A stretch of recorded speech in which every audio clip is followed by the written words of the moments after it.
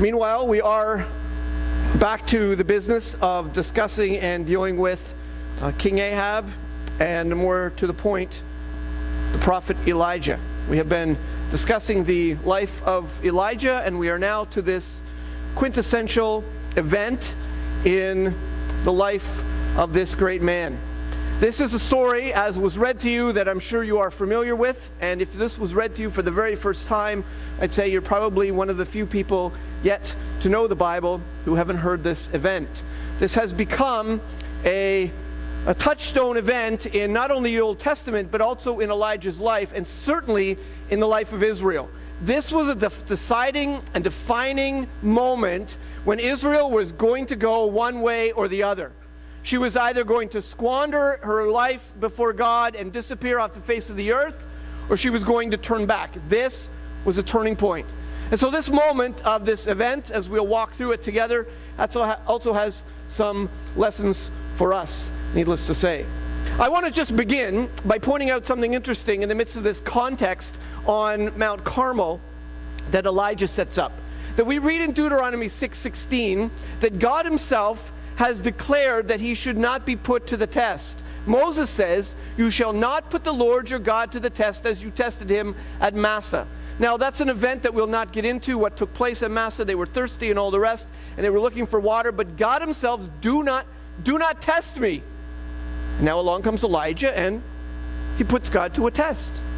Well, this is exactly what Jesus said when he was tempted in the wilderness for 40 days. You remember in Matthew chapter 4, the devil took him to the holy city and set him on the pinnacle of the temple and said to him, "If you are the Son of God, throw yourself down as it is written." Now I just want to say before I read these few little phrases here, that's interesting that the devil himself can quote the Bible perfectly and knows everything of it.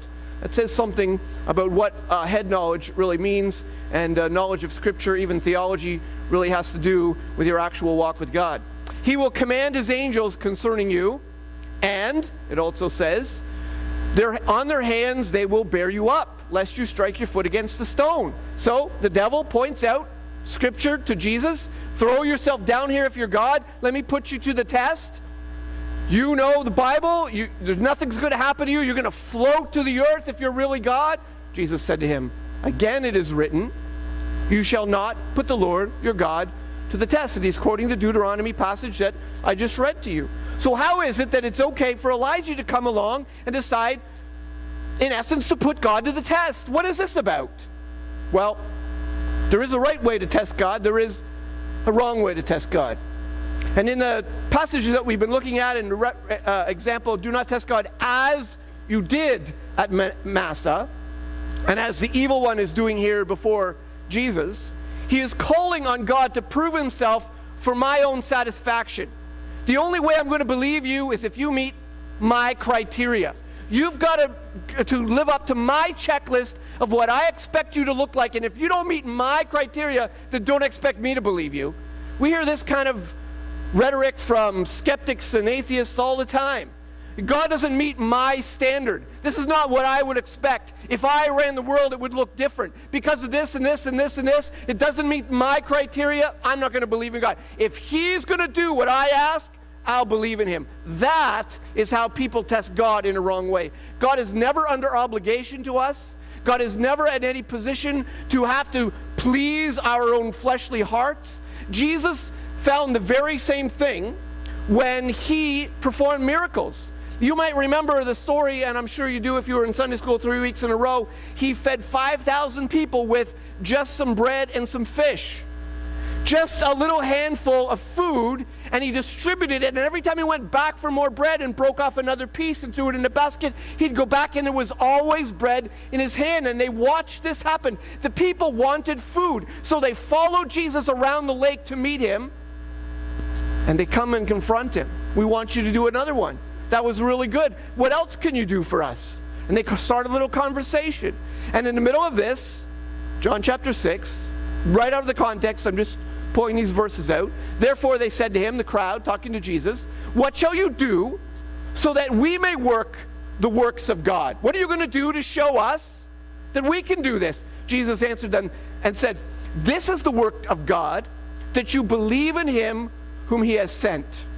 And they said to him, What then do you do for a sign, that we may see and believe you? What work do you perform?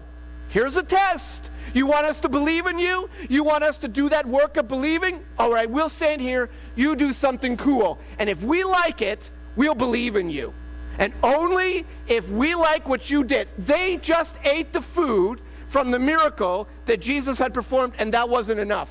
They then chased him around the lake, and then they say to him, what sign do you perform? Moses brought manna to the wilderness, and they ate for 40 years in the wilderness. God did that. What are you going to do? And that is exactly what people do to test God.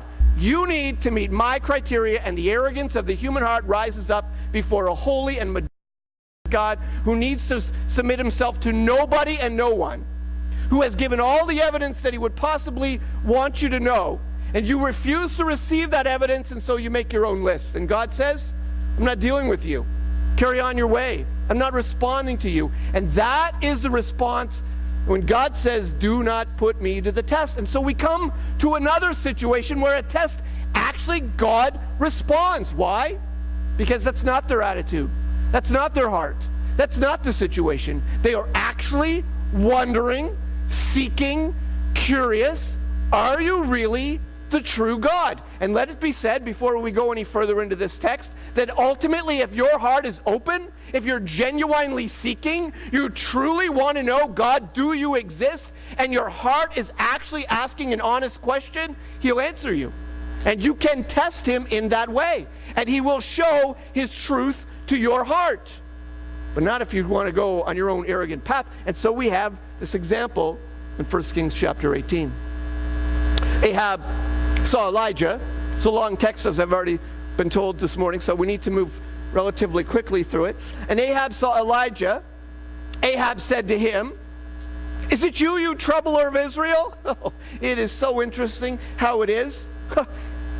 He calls Elijah the troubler of Israel because Israel is in a drought. He answered, I've not troubled Israel, but you have.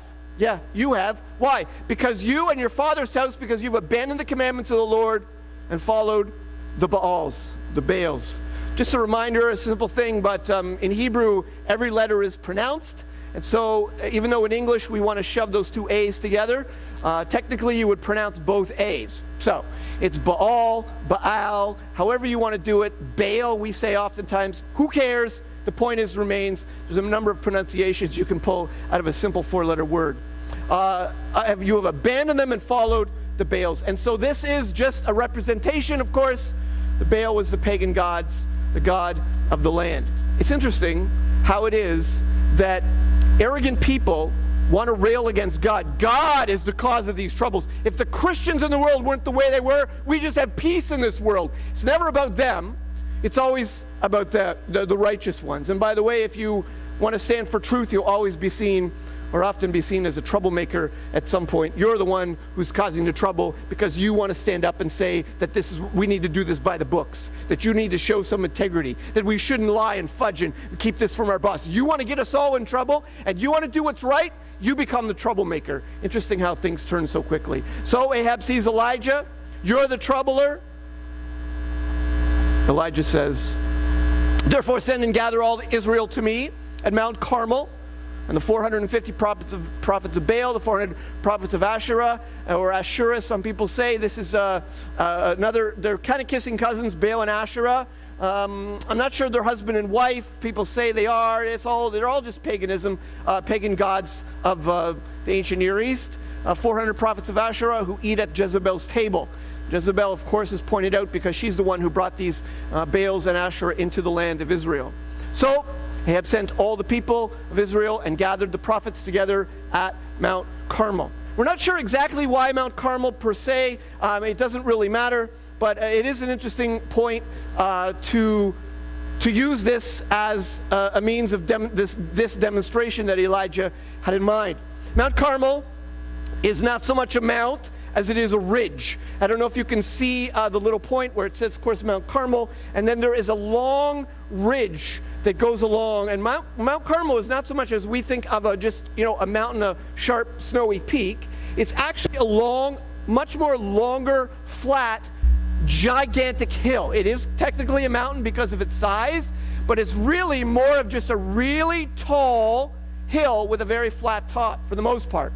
And this is, as you know, when lightning strikes, you need to be in a high place, and it's got a flat top, and it was also near some water, and it made a lot of sense logistically and geographically, for whatever reasons, irrelevant ultimately.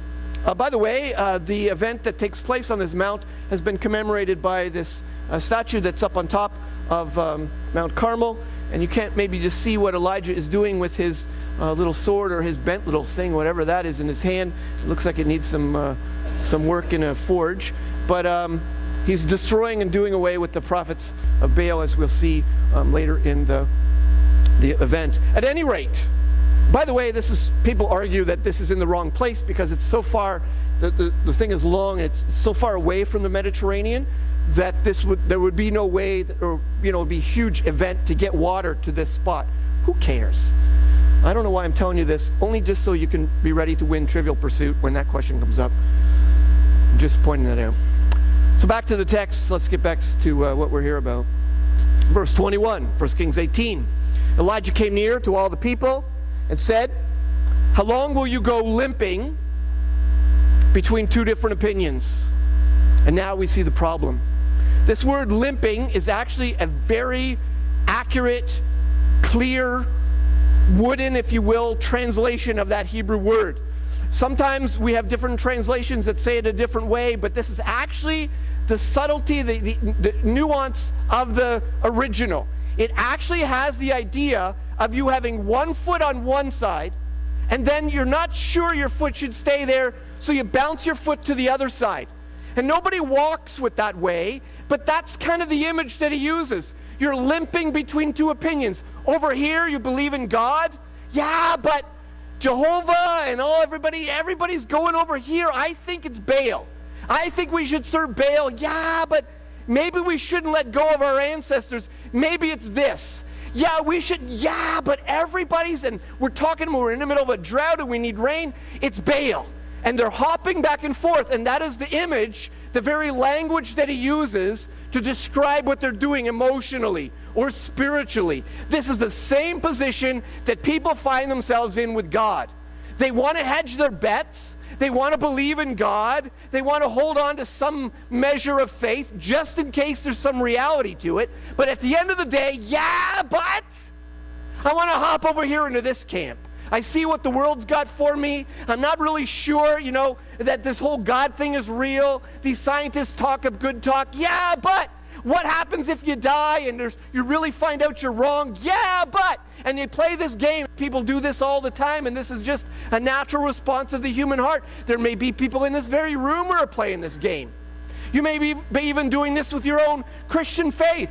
You've received Christ, but you bounce around. You think somehow you can take a little bit of him and a little bit of this and hold on to your sin and hold on to the world and hold on to Jesus and somehow balance this thing out. You are limping along. How long, he asks? Is it going to be till the day you die you're going to play this game? What game do you think you're playing? If you're bouncing from one foot to another foot, you are not in either camp. If you choose not to choose Christ, you do not have him regardless of what you might be thinking and what head games you're playing.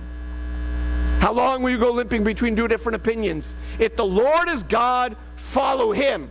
But, fair enough, if Baal, follow him.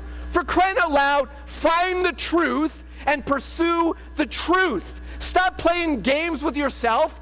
Search it out. Examine the evidence. Look at the reality. Reach a conclusion, for goodness sakes. That's what he's saying to them. And if Baal is God, fine. Reject the God of your ancestors. Reject the God of Israel. Because all that matters at the end of the day is truth.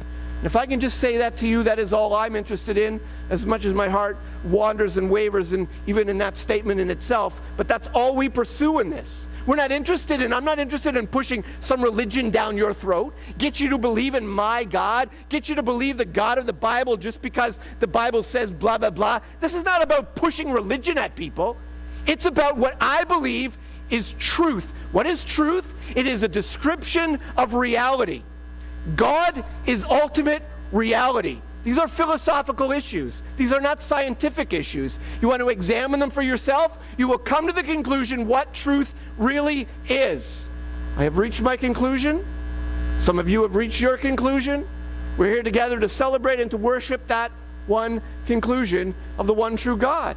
And that's all he's saying. It's a contest. And if you're wavering and you're this way or that way or that way or this way, for goodness sake, stop playing a game. Get with reality and figure it out for yourself.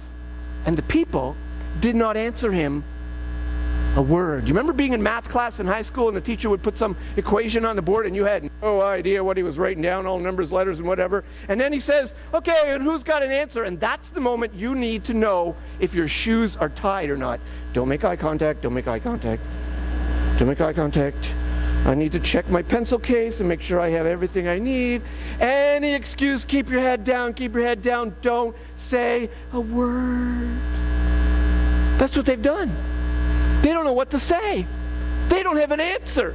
They are not willing to commit. They don't know which way to go with this thing. They have not decided how this turns out. This is entirely different than their history. You might remember in the days of Joshua, they had a similar wrestling. They were wrestling with false gods again. And if it is evil in your eyes to serve the Lord, Joshua is speaking to Israel. This is ancient history from where we've been in 1 Kings 18. If it is evil in your eyes to serve the Lord, choose this day whom you will serve, whether the gods of your fathers served in the region beyond the river, or the gods of the Amorites in whose land you dwell. But as for me and my house, we will serve the Lord. And the people answered out loud, far be it from us that we should forsake the Lord to serve other gods. Later on in the passage, Joshua 24, Joshua said to the people, you are witnesses against yourselves that you have chosen the Lord to serve him. And they said, we are witnesses. And he said, then put away the foreign gods that are among you and incline your heart to the Lord, the God of Israel. And the people said to Joshua, the Lord our God we will serve, and his voice we will obey. And they said it out loud, and they declared it. And now what happens? Elijah on the mountain gets silence. Now I haven't put this together for you on any slide, but I want you to see just an interesting little motif that happens throughout this passage, how there is noise and there is silence. There is silence and there is noise. This is a constant battling back and forth. The chaos of dancing around the prophet Baal, calling on Baal, and the silence from the heavens. And then the silence of Elijah and the response from heaven. There is a constant play between the silence and the noise. And the people did not answer him a word. Then Elijah said to the people, all right, basically, because you don't know, let me show you some evidence. Let me give you what you need to know. Elijah said to the people, even I, only am left a prophet of the Lord, but Baal's prophets are 450 men. In other words, it's just lonely me up here against all of them. So it's one on everybody. So just let it be known that sometimes truth is outnumbered, but it remains truth. Let 2 bulls be given to us, and let them choose 1 bull for themselves and cut it in pieces and lay it on the wood, but put no fire to it. And I will prepare the other bull and lay it on the wood and put no fire to it. You know the story. You call upon the name of your God. I will call upon the name of the Lord, and the God who answers by fire, he is God. And the people said, sounds like a great idea. It is well spoken. I like it. Well, of course they like it. Baal is the god, the fertility god, who controls the rain and thunder and lightning and all the rest. So, of course, Baal somewhere in his arsenal has got to have a bolt of lightning somewhere. And that's what they would have meant when they used to said, who answers by fire? They would have been talking, this whole thing centers around the drought and the clear skies and all that's going on. Elijah would have been intimating the God who sends a bolt of lightning and lights this thing up, that's the true God. Because your God, after all, he's the God of thunder. Surely he could do something to help this simple task. They say, great idea. Then Elijah said to the prophets of Baal, choose for yourself 1 bull and prepare it first, and for you are many. Call on the name of the Lord your God. Call on the name of your God, but put no fire to it. So because there's more of you, you guys go first. So they do. They took the bull that was given to them.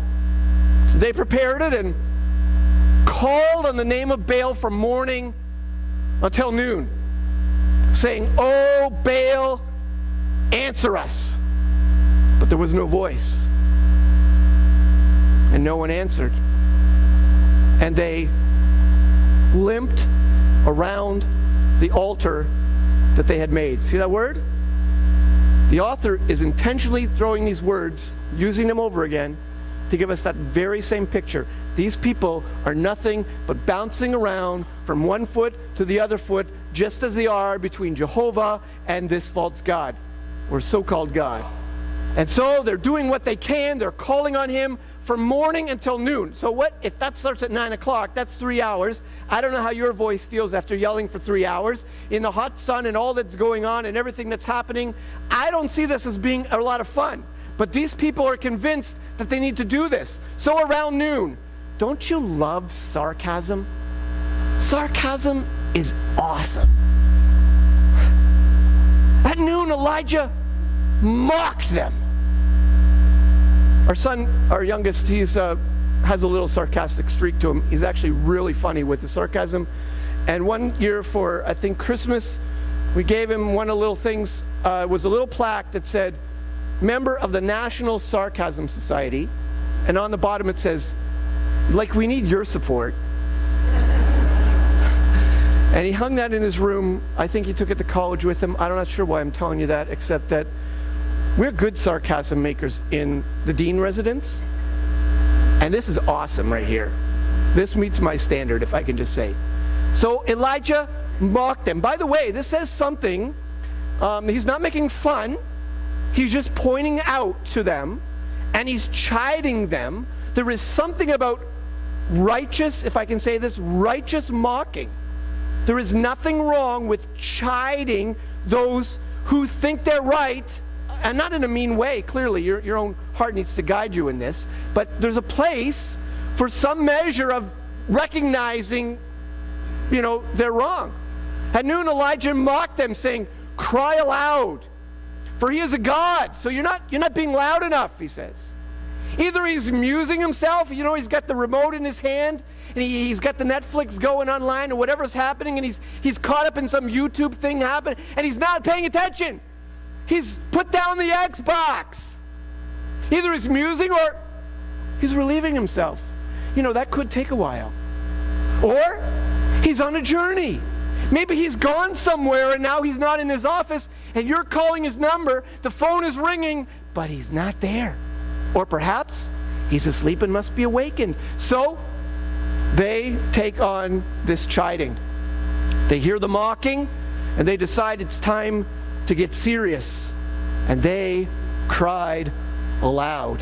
Now, from the history that I read of this, and I came across this a couple of times through my week of looking through this, that Baal worship was actually quite boisterous. There was a lot of just, if I can use the word, nonsense that went on. There was no rules, a lot of bouncing, gyrating, screaming. People would holler and bounce around, in this case, this altar. They would be bouncing from foot to foot. They would be making all kinds of motions with their arms. Hair would be dragging down to the dirt. They would be crawling. The other people around them would be catching on to what's going on, like it happens at, maybe a rock concert or something. And not to sound disparaging, but people would start to catch the spirit of the thing, and they would be caught up in this, and others would jump up, and it would get louder and louder, and more would be added, and it would just keep going, and it would become this great cacophony of nonsense and noise, of screaming and hollering and bouncing and gyrating, and all that was taking place. They grabbed lances and swords, and they cut themselves to show how serious they were, and blood is spilling everywhere, and it's getting nasty and disgusting, and people are calling and bouncing, and all that's going on, and it's getting louder and bigger, and as the noonday passed, they raved on until the time of the offering of the oblation, 3 p.m. So from noon till 3 p.m., it's a loud cacophony of craziness.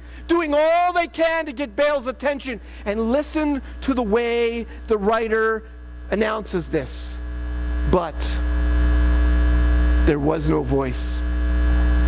And in case you didn't quite get what he meant by that, he adds, no one answered. In case you're not quite sure exactly what's going on here, he throws in, no one paid attention. As I pointed out when we were at YWAM, this is a Hebrewism. This is what they do whenever they want to underline something. You understand, this is absolute, utter silence from the skies is what he's underlining. No matter what they did, no matter what they said, no matter how loud they yelled, there was absolute silence. Not even crickets could be heard. Just silence.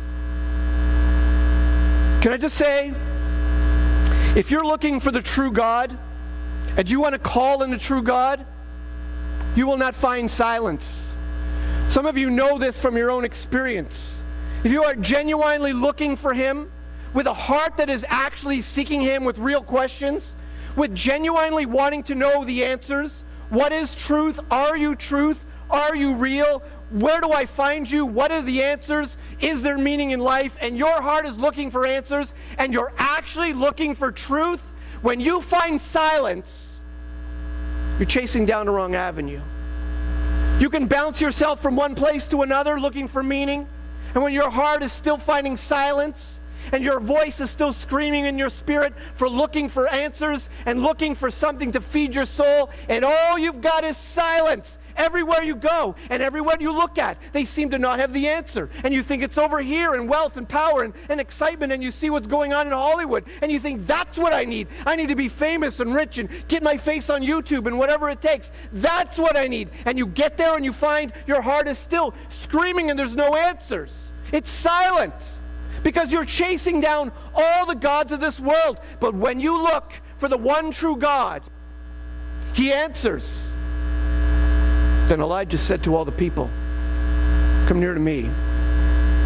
And all the people came near to him.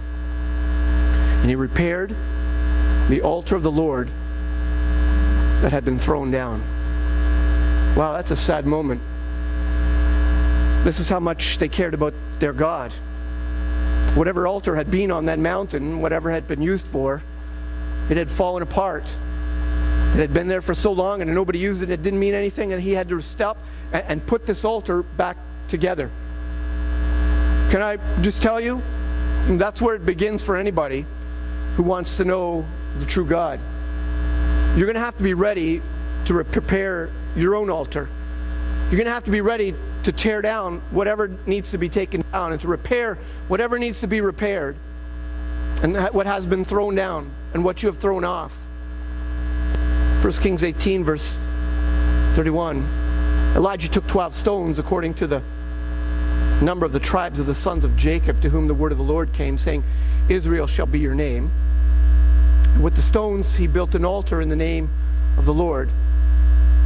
And he made a trench about the altar, as great as would contain 2 seahs of seed. Now, the reason that says 2 seahs of seed is because what that measurement is lost to us. It's an ancient measurement. It's a dry measurement. We're not exactly sure how big that is. So when we come to a word that we don't know, from a Hebrew to an English, keep the Hebrewism, and so we don't know what that looks like. Our best guess, from what we can understand, because there's some measurement, we know the roughness of it. 1 seah is approximately 4 gallons or 16 liters. Give or take. Some people say 12, some people say 16, but you have this rough idea. So what he's saying is a trench about 2 seahs, so approximately 32 liters or 8 gallons of water would be held in it. Again, just so you're ready to win a Trivial Pursuit. He made a trench about the altar as great as would contain 2 seahs of seed. Boy, he has a plan. Why is he digging a trench? Well, we know because we know the text, but I'm sure they're quite puzzled. He put the wood in order. He cut the bull in pieces. He's doing this all by himself. Everyone else had 450 people, and they all did their thing, and now they're all resting while Elijah was sitting against an oak tree picking his teeth, watching them bounce around. Now it's his turn. He's up. And he said, fill 4 jars with water and pour it on the burnt offering and on the wood. Wow, what? Okay, Elijah, just in case you don't know this, Wood doesn't burn when it's wet. Yeah, so maybe that's not a cool idea. But Elijah, you know and I know, he's not worried about this. What is he doing here? He is making it tough, so-called tough. He's making it hard for God to do this. He's going to demonstrate that God is the God of the impossible. It would be easy for him to light a dry fire, to light a dry offering, and then for them to have some excuse as to why this could take place. No, he is going to demonstrate to them, no. You don't know the God of Abraham, Isaac, and Jacob. You don't know this God. You're waffling between him. Let me tell you about this God. I spent days out in Kerith, in a ravine, and I was fed by birds. Ravens came and gave me food. I was never hungry. I was never thirsty. When the brook dried up, he sent me to Sidon, to Zarephath. I met a woman who had nothing. So much and nothing, she was making her last meal and she was going to die. Let me tell you about my God. My God gave this woman a meal and another meal and another meal, and the three of us ate ad infinitum for 3 long years and never missed a meal. This is my God. He can do the impossible. Let me show you what he can do. Let me just show you. And how big of a test do you need to prove God?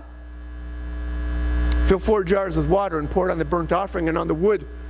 And he said, do it a second time. Now this would have been during time of drought, so it makes sense that they were near on Mount Carmel, near the Mediterranean part of Mount Carmel. We're guessing, because that would just make sense. There's the water. You can see the water from the top of Mount Carmel.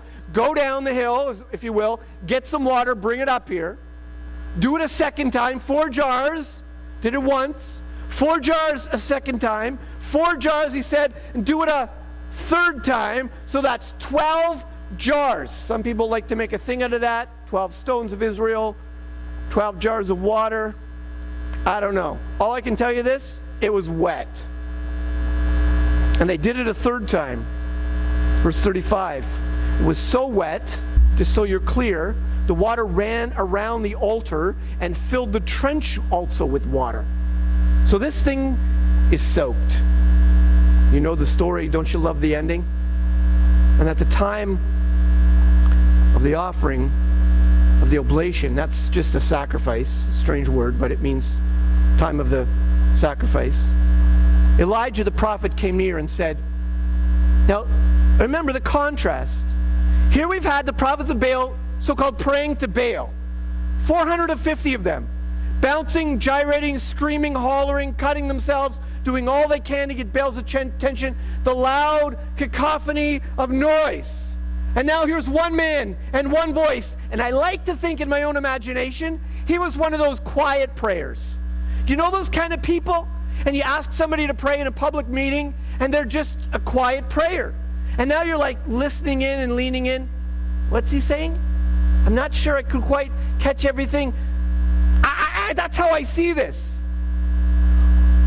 Oh Lord, God of Abraham, Isaac, and Israel. Now, I don't want to drag you through every little subtlety of this text. I know your eyes are glassing over as it is, and you can't wait for the really cool ending to happen. But you notice that he doesn't say the usual pattern of talking about the God of the Israelites is the God of Abraham, Isaac, and Jacob. Jacob, whose name became Israel. But we call him the God of Abraham, Isaac, and Jacob. What does he say? He says the God of Abraham, your forefather, the God of Isaac, his son, and the God of the entire nation of Israel. He reminds them, this is your history, Jewish people he's talking to. This is what you're waffling about. You're bouncing from one foot to the other foot. You're not sure, you're deciding for yourself. This is your God. Let it be known this day that you are God in Israel, and that I am your servant, and that I have done all these things at your word. Answer me, O Lord. Answer me that this people may know that you, O Lord, are God, and that you have turned their hearts back. Can I just say, that is all any leadership in any I can use the word decent church, is praying for. God, we need your fire to fall in such a way that people know that you are God. There is nothing that I can do in myself to humanly convince anyone of anything. If you have decided to dig your heels in and be rebellious against God and all his evidence of his existence and all that he's done to show himself and his love to you, all that he's given to you in Christ, and all you dig your heels in and you decide, nope, it doesn't meet my criteria, there is nothing that any human being can do to move your will. You are the only person who can decide to choose who you will follow. And you have chosen. There is nothing anybody can do. The only hope anybody has is if God himself would come and with fire, the fire of the Spirit of God, strike a person, strike their heart and cause them to know. And that is the prayer of every church. God, show yourself again. Prove yourself again, not because we are here needing proof before we believe in you. No. Because there are decent people who are just waffling, who just need to know. They're being raised like these people in a generation of paganism. They've heard this God and that God, this pluralistic society of craziness where we're told everybody's right and all truth leads to the same truth, which is a contradictory idea, but somehow they believe this and buy this and eat the pablum, and it doesn't make any sense on one level, but oh well, so what? Everybody's wrong. I'm not really sure what to go with. God, show them the truth. This is why we have a week of prayer. We need God to come and do something in our community, in our lives, in our town. This is what we're asking for. God, show up. Verse 38. Then the fire of the Lord fell. Get this. And consumed the burnt offering and the wood and the stones. Okay, now you're just showing off, God. And the dust. Yeah, okay, that was good. And licked up all the water that was in the trench. Whoa. We would assume and understand from what's going on here, however lightning works, and I don't understand it all, but one stroke and the heat in a lightning bolt, I don't have the numbers on that, but it's huge. Whatever took place in this moment, everything is consumed. And there's enough heat in the moment that all the water and all that took place immediately evaporates. And in a flash of steam and in a blast of heat and in a great cacophony of light, there's an instantaneous response. God, and in the silence of the clear sky, there is a clap of thunder, if you will, and a bolt of lightning crashes, and there's an immediate response from all the cacophony of nonsense of people calling on Baal, and there was not a sound. Now in the silence after Elijah's simple prayer, there is an instantaneous clap, and God responds. When God decides to respond, it's always dramatic. When all the people saw it, they fell on their faces and said, "The Lord, He is God." And we'll repeat that again in case you missed what they said. The Lord, He is God. In other words, at this moment, Israel is now stopping the limping. They're now at this moment, I get this. I see it now. We weren't sure which way this should go. I wasn't sure who I should serve, whether I should be in Baal's camp or whether I should be in Jehovah's camp. I don't know what to do. But now, the Lord, He is God. The Lord, He is God. We know. Can I tell you, if you're looking for God, He will show Himself to you. He will prove Himself to you. And the reality of God, if you're actually genuinely looking for Him, I tell you, He will genuinely, accurately show Himself to you, and you will know that He is God. And Elijah said, "Seize the prophets of Baal. Let not one of them escape." Now on the surface, to our Canadian eye, boy, this looks pretty harsh. But you have to remember what's taking place here is on a political level. This is within the nation of Israel. Elijah is acting on behalf of the king, or if you will, on behalf of God, who is as a theocracy, and he is responding now as the nation of Israel. We are now, it is official, we are putting out Baal. From this moment on, we are done with him, or so Elijah thought.